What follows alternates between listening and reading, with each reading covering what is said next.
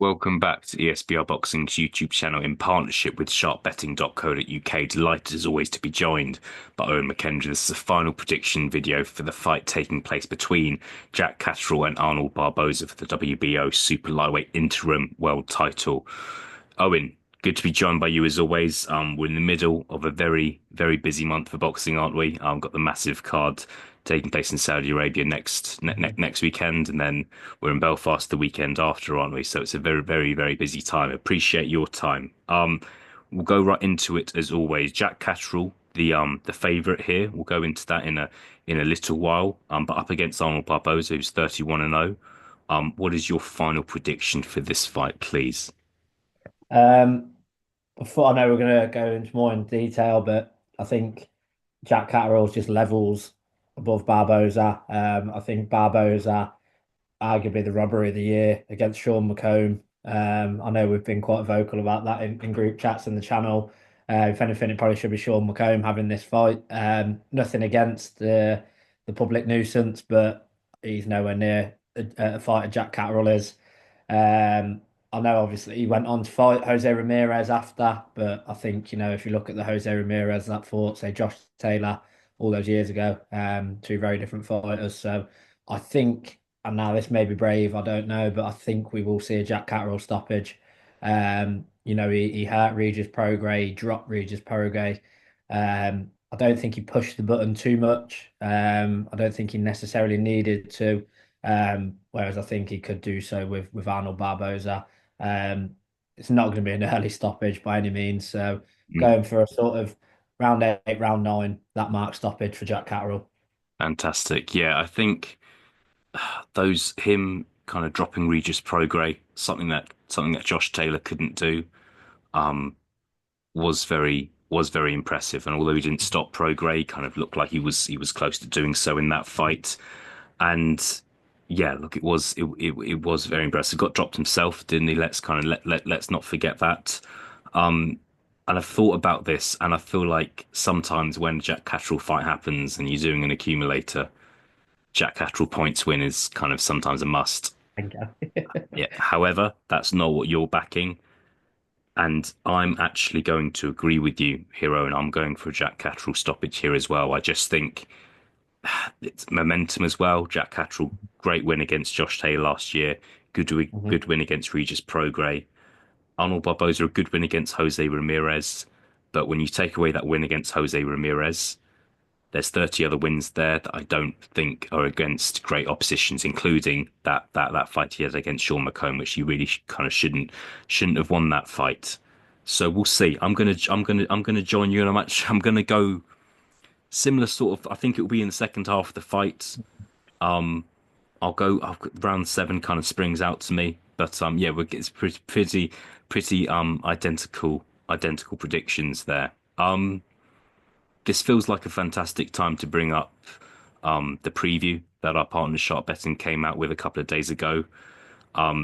They've displayed odds of Jack Catterall just to win at 2 to 5. Could I get your Mhm. opinion on those odds, Owen? Obviously, Jack Catterall's the favourite here, but those thoughts of 2 to 5 just for Jack Catterall to win.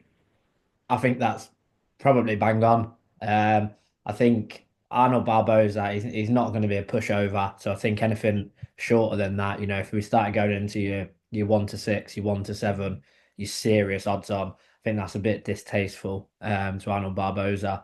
So I think 2 to 5, there's no way I see Catterall losing this fight unless Barboza just it's one of those lucky punches, um, rocks him and jumps all over him. But I think Catterall, the experience he's got now, the wins he's got on his resume against, like say, good fighters, I think he's too clever for that. So I think that is fair. Anything higher than that, I'd be baffled. The closer, if it was anything near evens, I think I'd be putting the house on it myself.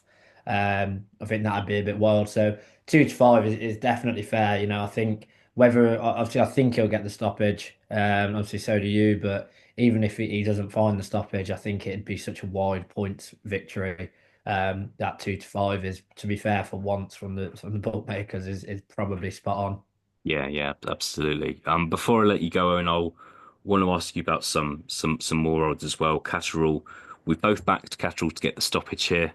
And I'm seeing odds in the same preview of 5 to 1. 2 to 5 is kind of being given as kind of the safe bet, Mhm. if you like, but odds of 5 to 1 for Catterall to win via stoppage. Is that where you would have expected them to be? Would you have expected them to be a bit lower, considering how competent people are of Catterall winning this fight?